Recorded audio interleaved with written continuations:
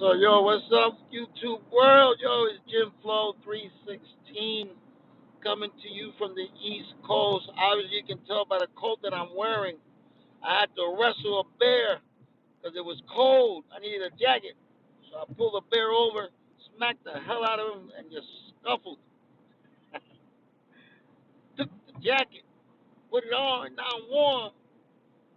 It is now 33 degrees. We got a snowstorm yesterday, and you look at the you look at the ground today. It's not a single, nothing is gone. It's like crazy. They stopped everything yesterday. Traffic was horrible, accidents everything everywhere, trees falling, schools closing, and today nothing. So, but it's gonna be an interesting year, 2020. UFC got some great fights coming up. We all know that Jorge Masvidal is now the BMF champion, a BMF title holder, got a new belt to hold up his pants. Because supposedly Dana White is a one-time deal, which I doubt it. I can see him drawing more people for that title fight than any other title fight. But speaking about UFC, the notorious one, Conor McGregor, makes his return, and he doesn't come back on an easy fight. Even though in the UFC you really don't find no easy fights, everybody's a top fighter, but he are taking one of the all-time winning, all-time winner, Cowboy Donald Cerrone. So he's not coming back for no bullshit fight. I'll be honest with you, y'all. He's coming back with something that's gonna put him right on the map if we can pull this off. Depending on how they pull this off. We all know that Connor's a notorious striker, but but he's been out the ring for what, over a year, 2 years? He's been inactive in the ring. Now, yeah, you can go to the gym, practice, and better get some sparring in. But still, your timing. We saw his timing against Khabib. His timing was off. He was really off. Was he fighting with anger? Yeah. Was he fighting trying to hurt the guy? Yeah. Was he fighting with a little bit of fear? Hell yeah. Once Khabib put his hands on him, it was over. It was locked down.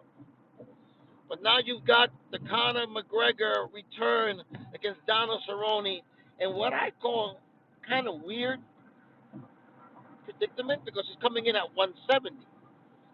But if his arch enemy, if Lex Luthor, his Joker, his Riddler, is in 155, why is he coming in 170? To make a statement. Because I don't see him. Okay, we all know what's a big money fight. What's the fight's gonna make everybody together? The one fight in UFC that will bring everybody to sit down. I don't care whether you're a UFC fan, a boxing fan, or you're not a fan. Jorge Masvidal against Conor McGregor. He already called him out. Jorge ain't backing down for nobody. Jorge said, "Show me something." So he's gonna show him. He's gonna take on Cerrone. If he can be victorious against Cerrone, which is a big if, because Cerrone can fight, man. Cerrone's no joke. He can fight. Um, Great jiu-jitsu, good wrestling. I mean, he's an all-around fighter, and we all know Connor's only one-dimensional. He's a striker. He can knock you out. Back then, does he still have that strength? Now, me being, you can do the background check on myself, currently a national bodybuilding champion of NPC. I'm going for my pro card next year. I've been wrestling more like the rock style wrestling, let's put it that way, for the last 13 years. Been in Italy and Florida and the Dominican Republic, Caribbean tours. I've done it all. I've wrestled against some of the greats. Um, but entertainment. But still, you still want to keep yourself in shape. It's all about the visual. At a certain age, it becomes very difficult to start losing weight because you carry it so much. Um, so could it be that he can't come down from that weight? He can't get down to 155 anymore? I doubt it. Um, he's got a small frame. You saw he's always been a lean guy, so I think he can walk around at 160, He can get 155 if he wants to. Um, but hey, man, the man's rich. He's rich. $100 million fight against Mayweather. But now, you know what? Now that I brought that up, don't you find it kind of ironic that as soon as Conor McGregor makes his return, a month later, so does Floyd Mayweather with Dana White working on a big fight for next year. Who could that be? Um, I know that Khabib called out Mayweather. Khabib, if you're calling out Mayweather, you're an idiot. Um, you're a wrestler. You're not even a striker. At least Conor had a puncher's chance. You don't. You can't grab him. You can't wrestle. What are you gonna do when you get tagged? You never seen defense like that. So I don't think that's going to happen. Can Conor make enough of a buzz to get a rematch? Well, if we can pull up Cerrone and maybe pull a win on Masvidal, yes. But I don't see him getting past Masvidal. I don't see him getting past that Cuban assassin. I don't see that happening. I'm a huge Conor fanboy if you want to call it, but I just don't see him beating Jorge. Jorge is such a natural, relaxed fighter. What I like about Jorge Masvidal is that he's a natural, relaxed fighter. He doesn't get uptight. He doesn't get nervous. He just naturally relaxed, goes in there and does his job. This rumble. So I can see Jorge kind of having kind of an easy time, to be honest with you. But hey, we don't know. It's a fight game. Everybody got a great plan until you get punched in the face. Um, so that's going to happen in January, Cerrone and McGregor.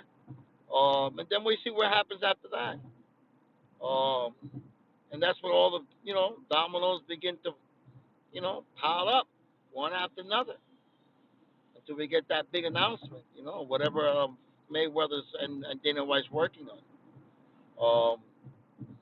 Now we're only really maybe 4 days, 5 days away from the biggest attraction boxing match in history, which will be Andy Ruiz against Anthony Joshua, Clash of the Dunes in Saudi Arabia. I don't know, man. I mean, Saudi Arabia not too long ago got bombed. Now you're gonna have all these Americans, all these um, press conference people, media, and all of that in one place. Jesus Christ. I don't know if I would want to be sitting there, man. No, I think I'm good. Um, in a recent interview, you heard Eddie Hearn said he was shitting his pants. Um, but hopefully, everything will go off without an issue, and they let that night go through, and we get a great boxing match. Now, I don't, the more I look into Andy Ruiz, and the more I compare them to Anthony Joshua, Andy Ruiz got a better boxing record than Joshua does. 33 fights. What do we got? 22 wins, 22 knockouts, one loss. And that loss was against Joseph Parker, which was controversial. A lot of people saying that Ruiz did win that fight. Then you look at Anthony Joshua's 22 fights, 21 knockouts, one loss to Ruiz. Um, yes, Joshua has a better amateur record, but we're talking about a Mexican fighter. These guys were born in the ring. Freddie Roach himself said it. Don't sleep on this guy. This boy can fight. And we saw that night in June where history was made and show how much heart Andy Ruiz had. He got knocked down in the third round, which to me is one of the greatest rounds in boxing history. Got up and commenced to put a whipping on his ass. I don't believe there's no lucky punch in boxing because you're training to punch. So how can that be a lucky punch? No, you made a mistake. He caught you. That's it. There's no lucky punch. There's no punch from the gods. There's no, oops, I didn't see it come. No, This is a boxing match. You got hit with a punch. My job is to punch you. So how is that lucky? No, that's not lucky. Well, lucky was that you was able to stand back up because you look like you want to quit. Um,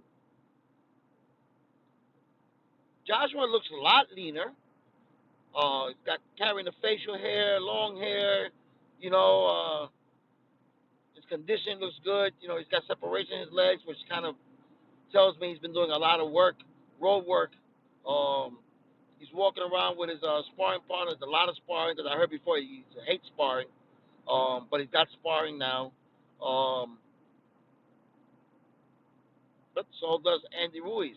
Now, and everybody's saying Andy Ruiz changed. He made a bunch of money. He's buying a Rolls Royce. He's buying mansions and everything else. He's living a good life. He's not that hungry. Look, man, every single one of us have a job or makes ends meet one way or another. Just because you get a bonus at work and you buy yourself a nice watch doesn't mean you're not going to go to work on Monday. You still got to go to work. So the fact that he's buying stuff, so does everybody else. That makes no sense to me. It was, oh, is he still hungry? He bought himself a watch. He bought himself a mansion. He was poor. Man, he's got the money, of course. Man, he's going to buy all that stuff. Now, how somebody told him you need more money to keep it. It's okay to buy it, but you got to have money to keep it. It ain't yours just because you bought it. You still got to pay taxes. You still got to pay Uncle Sam. I mean, dude, you know, you got to fight if you want to keep that stuff. Um, I don't think Andy wants to be known as a 15-minute flash in the pans, you know, one-hit wonder. I think he wants to create a legacy for himself. Being Mexican, these guys fight because they just love to fight. So um, they got hearts of warriors. I think we're into a really good, strong 12-round fight. I think it's going to be a war. Um, my prediction of the fight: Andy should come out hot, put pressure on him right away, get it right back in his head. I'm the guy who knocked you out, and just rain on him immediately.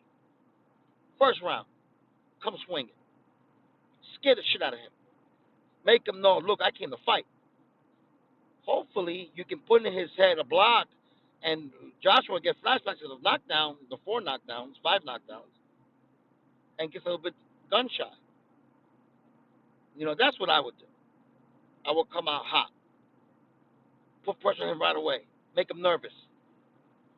Don't let him, because Joshua, looking the way he's looking, he's going to box. He's going to keep him at the end of the jab, you know, jab up and down, keep him at the end of the punch, you know, try not to close in because he can't close in. You can't walk in and you can't be an inside fighter with Ruiz because he's a short, stocky guy. Everybody goes in after him. They try to knock him out. They find out that when you walk inside, that's his house. He's going to beat the hell out of you. He's going to dance around, jab, jab, jab. He may even do a Klitschko. You know, the old jab, jab, and could be a boring fight on his end. Um, but I really feel that Joshua needs to make a statement. Um, he can't just box Ruiz. He's gonna have to hurt him. He's gonna have to make a statement. He can't just win this match by the skin of his teeth. Because if it does, then it's a rubber match. There's a rubber match coming. I can see another match, a third fight coming up. I can see it.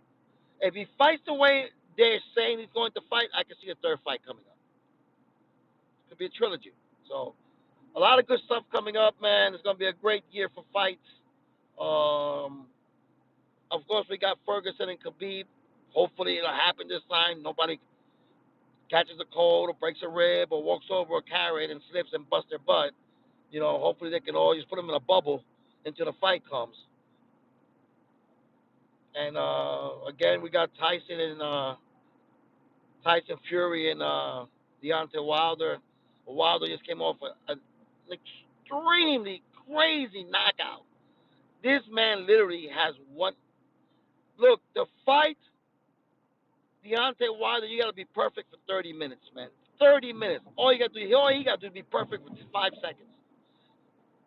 Ortiz was winning that fight hands down, 7 rounds. It was like 7 rounds to none. I think one judge gave him two rounds. One guy gave him 1 round.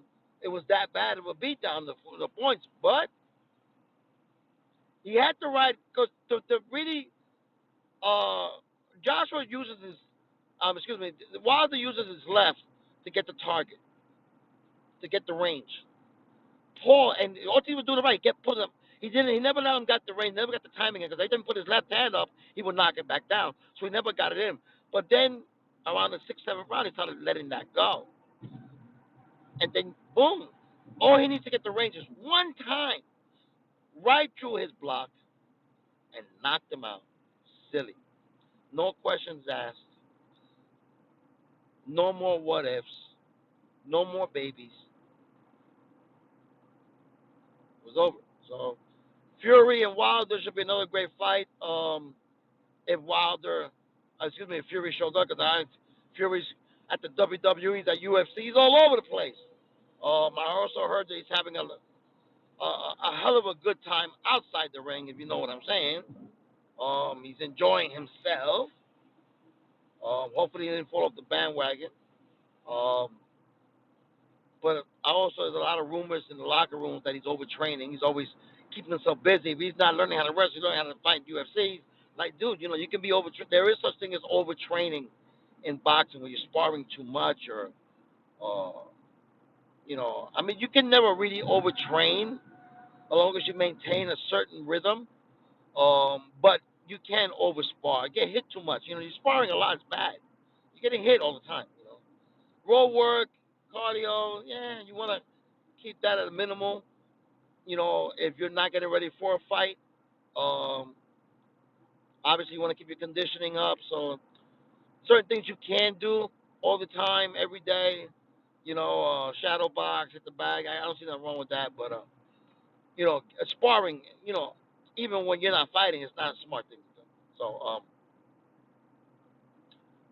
gonna be a great year, ladies and gentlemen. Stay tuned. Please press subscribe. Leave your comments, whether it's positive or negative. I kind of enjoy the negative ones too. Haters make me better. Peace.